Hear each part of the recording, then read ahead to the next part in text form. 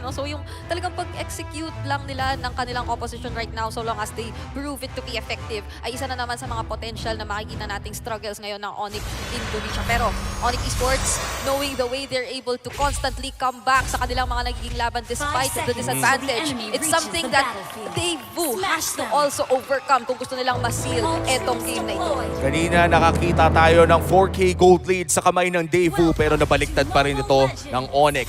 It's going to be a DDoS jungle for the side of Kyrie. Wow. At mukhang nagkaroon na ata ng swap. It's going to be the Fredrin XP lane. Pinagpalit lang nila yung ginamit nila ng game number 1. And in terms of early game answers, yun naman i-expect mo coming in from Kyrie para makapag-engage kaagad siya ng mabilisan. Kasi yun yung medyo missing kanina na napapressure siya ng kanyang mga kalaban. Lalo na nung Matilda, nung game number 1 na hawak ni Sabo. Sabi ni Mama, ako naman magdidirot. Ako naman magdidirot. Ipahiram mo na sa akin.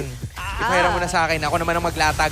And ngayon, tira pinahiram din kay sa side ng Onyx yung jungle creep na yun kasi kinuha pala nila. Hindi nila pinahiram. Kinuha na nila mismo. Medyo mahirap to considering na ginagawa ng Onyx this time kung paano yung pag-ipit na ginawa ng Deus Volt kontra sa junker nila kanina. Limiting the resources na pwede nilang makuha which is something you would expect dito, especially sa napakaraming boots na naman na hinawakan nitong si Kiboy. Si boots as in sapatos, hindi si boots na nakikita natin dito. So talagang manggugulot, maghahanap lang sila ng mga pwedeng kuhain from Magister. As we can see right now naman, meron nang nag-exist agad na level gap between Magister and Kyrie. And still a very silent game. Wala tayo nakikitang invade so far and mukhang mag-aantay tayo ng pinakaunang bagong para makita ang mga labanan for this game number 2. First item pickup para sa gold lane natin. Mukhang si Chewe magsisimula with the armored boots. At para naman kay Carvey, Recta Fury Hammer siya para sa kanyang damage power spike. And nagkakarekola na nga po tayo sa loob ng river. Yup, kamustahan lang na bigla. Pero ayun, kinamusta ng Agaran. It's gonna be a takedown. First blood mapupunta sa Onyx and Kyrie with the first takedown of this game. Hindi lang kaway yun binatukan niya Binatukan niya talaga. Kanina kamustahan lang pero ngayon legit na. And it is gonna be Magister na medyo mapapaligiran dito. Gagamit na rin ng Tortoise Poisons. Sunset Lover medyo tutulong ng konti. Kid Bomba on the backside. Boots and Kiboy doing their best. Sans asa ng likuran pero there you have it. Final slash pero si Kyrie pa rin ang makakuha ng pinakaunang turtle of this game. Napapaligiran na ngayon. Ito si Kid Bomba and he's gonna be neutralized. The threat is out and Onyx is gonna make sure that they're gonna take this game. Masyado atang maagang pasabog doon ni Kid Bomba. Yep, and kung tutusin maganda naman siya pero merong isang hindi nahuli doon sa final slash which is again itong si Kyrie. So nagawa pa rin niya talagang kuhain at i-secure yung major objective na yon para sa kanyang kupunan. At napakaganda ng pag-juggle or naging pagsayaw especially nitong si Kiboy during that clash na kahit sabihin nating napaka-low on HP na nung karamihan ng members dito ng Onyx, nakakuha pa sila ng isang clutch setup. So apart from the turtle that went into their hands, nakakuha pa sila ng isang kill onto Sawo ng Deus Volt. And this is really good for Onyx. Kanina nga natalo sila sa early game pero sila pa rin ang nakalamang ng mid to late. And this time around sila ang nakakalamang sa ating early game 3 minutes in. Pero naghihintay pa rin tayo ng mga sapi ni Sawo. Si Kiboy naman ata ang isusunod nila. Yup, si Kiboy papaligiran ng 3 members dito pero makakapag-dash away lang naman ang mabilisan. That is the benefit of having the show on your side. Confident in giving the vision at madaling makaka-atras. Especially when you take a look at the items right now. Yeah, kasi nandiyan din naman si Sans. Todo alalay kung alalay lang ang magiging usapan. And at this point, parang medyo magiging tricky para dito kay Sunset Lover talaga ang pumosisyon kapag hindi nila alam kung saan pa pwedeng manggaling na naman etong si Kyrie na pwedeng bumati na naman sa kanya in the kind of bati na hindi mo gugustuhing matanggap which is yung batukan ka. Sabi nga rito ni Omi dahil meron nangyayari na naman yata sa bottom lane. Yup, si Magister ang nasipa dito nitong si Kiboy and the rest of the members pero Abyssum Strike is gonna be right over there para maglatag na naman ng damage output. Magister, the jungler, is finally down. Chewe protecting Kiboy in the same way. No casualties for Onyx. Kid Bomba, a 2v1 in the mid lane pero mukhang makakatakas naman siya via the Vengeance Heal. Boots with a Praises Rat pero tinulak ni Kid Bomba. That was a great final slash. Parang medyo tricky ngayon i-final slash basta-basta itong si Boots kasi parang magagawa niya lapitan lalo yung mga gusto niyang itont at posibleng isa yun sa mga mas makapagdala o mas makapag-encourage dito sa Onyx na mag-engage lang considering the type of lineup nga na meron sila which is etong si Sans na meron namang double dash at etong si Kiboy na napakaraming dashes din kung tutuusin. So an uncontested turtle ngayon ang nasecure ng Onyx right after that exchange na nakita natin sa bandang mid lane. Tuloy-tuloy na ang ginagawa ng Onyx dito sa ating laban exceeding or talagang talagang minamaximize lalo yung nakikita nating kalamangan. At ang hirap talaga if you're Deus Volt dahil yung mga main tank mo ay matutunaw din lang sa kamay ni Chewe at pati na rin ni Kyrie. Again, the Spectre Step removes a significant amount of armor pero Sans forced to flicker pero mukhang wala atang casualties dito. Yeah, instead si Boots ang mag-engage is actually gonna be doing the counter-attack to Music Boy na nasa may badalikuran. Are they completely aware of this? Ang nasipa niya wala iba kundi si Carvey and Carvey is gonna go down. Si Sawa caught in the crossfire sa bro nitong si Chewe and it's gonna be the rest of the members in. Bomba na naman nakapalibot sa lima but there is nothing that he could do.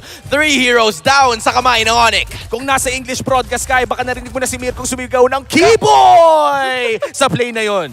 Hindi mo akalain na parang at this point, wala pa naman yatang anti-heal items ang Onyx pero still with the amount of armor break and damage that they are already able to put together kapag magkakasama sila, nagagawa nilang patumbahin. Ultimo itong Arlot na napakataas ng sustain kahit na magkakasama kayo na tinatry patumbahin siya. And Magister right now, they will try to look for an engage again but hindi muna. And going back dun sa sinasabi nga natin, talagang ang ganda nung naging follow-up mula dito sa parehong sides ng Onyx. It's both Boots na nakita naman nating napilitan agad mag-flicker kahit papaano din simula. Pero nung inaakala nating magiging mas magandang counter-engage na yun coming in from Kid Bomba with the final slash, we were all surprised to see Chewe with the blazing duet to answer yung naging clash natin sa gitna. 100% KP para kay Sans at Kyrie. Talagang kung may kill na makukuha, silang dalawa ang may expect nyong nandoon. Napakataas kasi ng burst damage na meron sila at this phase of the game. Kahit naka-heart guard ka, ay mga heartbroken ka pa rin sa ganong klaseng combo. Yun ang mahirap at Ayun ang kailangan mailatag ng Deus Volt yung damage para hindi sila ma-heartbroken. So they're making the break for it. Tatakbo na naman itong si Kiboy. Magagamit na din ng heart guard na ilatag ni Sans but Kiboy is gonna be out as well. Si Boots naglatag na naman ng taunt pero hindi siya makakuha nun. Instead, siya ang malalatagan ng damage output brought about by Carvey. So that is 1 hero down pero another trade. A turtle and a turret for Onyx. Yep. Parang lugi Deus Volt doon na isang kill lang nakuha nila. Yeah, ang ganda rin nung supposed na naging iwasan na doon ni Kiboy. Nagamit niya yung Way of the Dragon na palayo si Kid Bomba. So isa ng final slash ang kanyang naiwasan sana. But still, napaka-asintado rin ang ipinapakita rito ni Sunset Lover na ipapatama niya lahat ng kanyang Star Shatter. Lalo pa at meron naman siyang sufficient vision na nakukuha mula sa kanyang mga kasama. Pero... Nalatagan na naman ng damage output and that is not looking good. Another kill. That is the 3rd death of the threat na dapat sana i-expect ng Deus Volt to make the necessary play. It's turning really bad para sa Deus Volt. Ito yung mga oras na mapapaisip ka na dapat medyo lamang sila sa early game damage dahil sa Brody. Pero at this point, ay nalalamangan talaga sila ng Onyx Indonesia in all skirmishes, pati na rin team fights dahil nga sa mga pickoffs na nanggagaling kay Kyrie at pati na rin kay Kiboy. Mukhang magpupush na ang Onyx Indonesia dito sa baba at makakatore ata sila with Chewe. Yeah, ang isa rin sa mga nakikita nating trend kasi dito sa nagiging laban is yung medyo naging invested na ang Deus Volt kapag nakikita naman na nila si Boots, which is someone na at this point ay medyo kaya pa nila talagang i-take down or tunawin considering nga yung early game damage na pwede nating i-expect from Carvey. Pero each and every time na mag-flicker out na siya, magre-re-engage ang Onyx, tas lalabang pa. Katulad na lang nito, may magsisimula na naman yata. Naku, napuruan na naman ito si Magister. Nagka-final slash na rin. Pero si Magister ang pupuruhan nila and he's gonna go down kasama pa ng blazing duet na tala. Nitong si Chewe. Carvey ang mapupuruhan as well. Pero si Sans naghahabol. Sawo trying to heal. Sunset Lover nandun for the defense and Kid Bomba is gonna be there para dumipensa. Pero si Chewe hindi talaga magbaback away. Tries to go for the bullets to give the pressure. Onyx deals Deus Volt -1. Magister goes down at lamang ata sa Lord ang Onyx Indonesia. Pero hindi ata agad sisimulan. Ano bang kailangan gawin ng Devo dito, Bri? Actually, yung mga nakikita nating minention ko nga kanina na talagang medyo nagiging masyado na silang invested to the point na hindi na nila na-take into consideration yung mga iba pang pwedeng gawin or mga sorpresa pa na pwedeng manggaling sa Onyx is one of the biggest factors that they should probably take into account. And you could probably also maximize talaga dito yung Novaria in that particular aspect, which is to look for the members dito ng Onyx, i-anticipate kung saan na sila talaga pwedeng manggaling and to actually talagang tansyahin na yung mga skills nyo. Kasi katulad na lang ngayon, hindi nila alam kung nasa na naman si Kiboy. Talagang pwede na silang mag-engage. Pero dahil nga meron na silang kakulangan sa information, medyo mas nag-iingat na lang yata ngayon ang Deus Volt. Another uncontested objective ang mapupunta sa Onyx and mukhang muna sila. talagang magtitiwala sa depensa. Pero Carvey! Carvey, kung ako sa'yo, nag-iisip-isip ka na! At andun naman yung Sipa, buti na lang ay nagkamali ng anggulo. So Carvey ay hinatid pabalik sa ilalim ng kanyang tore. Magister babangga na naman dito kay Kiboy. But of course, knowing the dashing man he is, Kiboy is not gonna be given up on the play. Instead, dadaling niya si Sans para makatulong sa kanya. Si Kiboy nag-spam na rin ng TPs while Magister is gonna be forced to use his retribution para makuha yung orange. Sinundo lang, hinatid lang ni Hinatid Kiboy. lang. Kumbaga parang sinipa niya pabalik sa Torres. Sabi niya, delikado dito eh. Oh, drive safe, drive safe. Meron, may kakampi ako dito, dalawa sila. Oo. Kapag tinuloy mo yung farm na yan, mamamatay ka. So wag na lang. Kaya sinipa niya pabalik sa Torre. Diba? Minsan, alam mo, pinapaaga lang natin ang mga blessings na dumadating para sa side ng Deus Vult. But jokes aside, hindi blessing yung tatlong wave na parating sa kanilang base dahil medyo makapal yan. Yup, this is gonna be mayhem na kailangan nilang pagtuunan ng pansin, sabay-sabay ang galaw. And Deus Vult kailangan makadepensa at this point, pero 9.4k ang kanilang kailangan habulan. That's at least 2. The 3 items na hawak ng kanilang mga counterparts. And the Lord is already marching in. Buti na lang wala pang bangga. So Onyx is gonna take their sweet time. Devo will be right over there, pero Sans using the final slash as well. Nagka-final slash na naman yung iba sa mga members, pero si Magister na naman ang bababa. Si Kid Bomba is gonna be there. Oh, para no! makadepensa, pero si Kiboy, a little overextension. Boots tries to go for it. Pero si Karen naman in the Chewe, blazing to it, is gonna be hurting. Itong si Carvey and Sawa, Sunset Lover na lamang ang natitira. It is gonna be a 3v2 situation. Kairi, Sans and Chewe wants to force the issue, but not just yet. Grabe si CW dun. Oh, ginamit niya yung Blazing Duet Flicker na medyo hindi ko matandaan kung kailan ko pa huling nakita. Pero that just goes to show kung gaano talaga ka-confident na ngayon ang Onyx, especially Chewe, with the amount of damage na pwede na nilang i-dish out kontra sa Deus Vult. At that moment, medyo talagang napakaganda nung naging engage na sana doon ng Onyx. May onting mga naging sagot ang Deus Vult, pero in the end, all that mattered to them was actually to take the inhibitor turret. No more, no less. Yeah, and yung disiplinang pinapakita ng Onyx ngayon na nagre-reflect din sa ating scoreboard. A 10k gold lead at hindi sila masyadong nababawasan. Kiboy might look for Magister, sinipa na pabalik.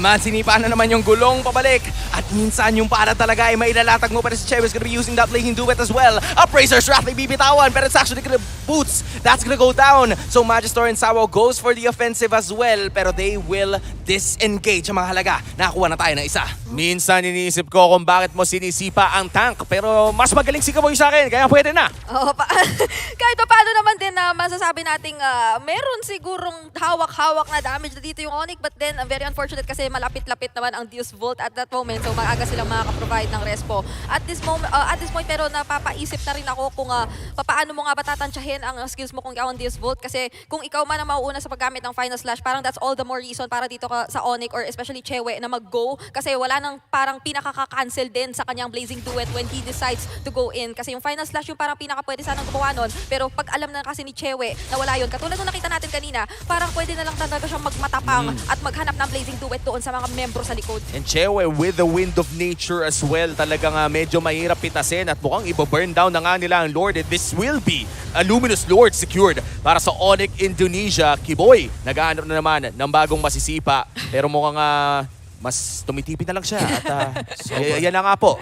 MSC sticker. Ano pang sticker ginagamit mo, Kiboy? Mga kopya? Kung ano pa yung nakalagay dyan, kung ano pa yung nakasetup, but there's Ay, just ayun. so many threats na nanggagaling sa kupunan ng Onyx. You see Kiboy in that specific bush na tinataguan niya before even the start of the Lord fight. So Deus Vult, medyo nagdalawang isip sila. They didn't know if they should engage doon sa Lord, try to contest for it or not, kasi hindi nila makita si Kiboy. And on the other hand, as soon as makita ng Onyx si Magister, pinuruhan nila agad eh. Kakatakot ngayon ang ginagawa ng Onyx.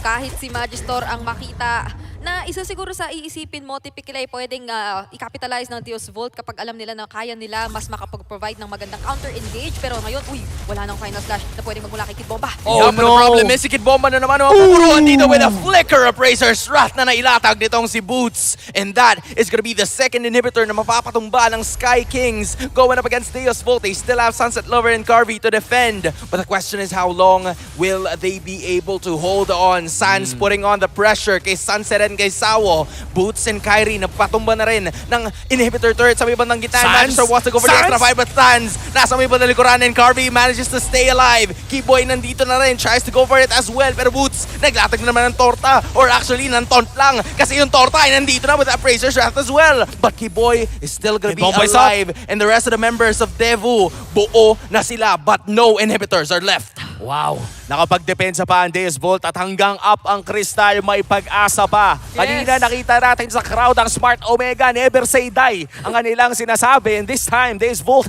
doon din ang kanilang hahawakan. Oh, actually makikita nga rin natin so far nagiging napakaingat ni Carvey no dito sa buong laban natin. So far napakaganda rin ng kanyang mga nag-dish out. Second highest damage dealt dito sa ating laban and 2 beses man siya napitas yung crucial talaga na naging pagkabuhay kanina. Yung isa sa mga parang pagkakamali na posible pang maging mas maganda sa Deus Volt kapag naulit ka. Pero ngayon may laban! Si Kyrie ang pinili na dito, third part memory, Kibomba! nagamit na rin para si Boots. Nalatag na naman pero may sipa na gagawin dito kay Kibomba! Carvey. Carvey nakabaligod na naman. Sans is gonna be using that with their structure para mabuhay pa ng pahagya and he's gonna stay alive. Boots nakapalibot na naman doon sa ibang mga members ng rest of Deus Volt. 4 heroes strong pero what a play coming in from Sans, staying alive in that fight. Hindi ko kinaya! Nagawa pa talaga niya maka-double dash out kahit na right after yun ng Winter Truncheon na parang iisipin mo medyo nasa cooldown pa siguro. And after that, nasa lupa dito ni Keyboy yung potential star shatter na nanggaling kay Sunset Lover, proving to us kung gaano na ba talaga coordinated itong Onyx at this point of the game. And that coordination ay talaga nagbibigay sa kanila ng napakagandang team fighting. Again, one of the best or not the best team fighting in M5. Onyx Indonesia, sisimulan ngayon ang Lord and this will be the third Lord of the game at mukhang hindi na naman makakakontest ang side ng Devu. Oh man, and the coordinates are coordinating. It's giving coordination. Oh. Yan ang may lalatag dito as Magister can't even go for the contest. Yeah. At magbabakaway na lang ang Deus Volt. 13.4k ang hinahabol ng EECA against Sonic. Parang ang hirap din kasing lumapit kung ikaw si Magister kahit gusto mong mag-drive-through kasi parang at this point yung mga members ng Onyx willing kasing salubungin siya. Kapag si Boots na-anticipate na papalapit ngayon si Magister, parang okay lang sa kanya, sasaluhin niya and that might just be the go signal for Onyx to talagang bitawan na lang yung Lord at i-hero na yung mga nakikita nating laban. Sans though, ang sakit na ng damage output na meron ngayon. Crucial defense to para sa Deus Volt. 3 big waves papasok na sa Devu. Match point na ba para sa Onyx? Yup, Magister nagamitan na rin ang kanyang Heart Guard. Kid Bomba nasa may butang harapan pero look at Keyboy. Nag-flicker na rin ito si Carvey but the rest of the members are in. Boots lang ang natatagan ng final stash and he's gonna do the same thing back. Kid Bomba is actually running out of HP pero si Keyboy mabubuhay pa rin. But Sans making it happen for his team. Bringing Kid Bomba down pero nawala rin yung Lord na hawak ng Onyx. They wanna go for the defense. That's the first wave down. Kailangan ba dumipensa ng Devu? Carvey, delikado siya! Oh no, this is gonna be mayhem para sa kanya. No longer a torn apart memory kasi siya makakalimutan sa laban na to. Kyrie, Keyboy, Sans, a 4-man Onyx is gonna take us to match point. Game number 2 secured para sa side ng Onyx Indonesia. At grabe ang pinapakita ng Onyx in this series. And let's remember, Devu is a strong team. Pero binata ng Onyx in game number 2. Hindi ko alam kung papaanong naging ganun ka-patient Hindi ko si alam. Chewe.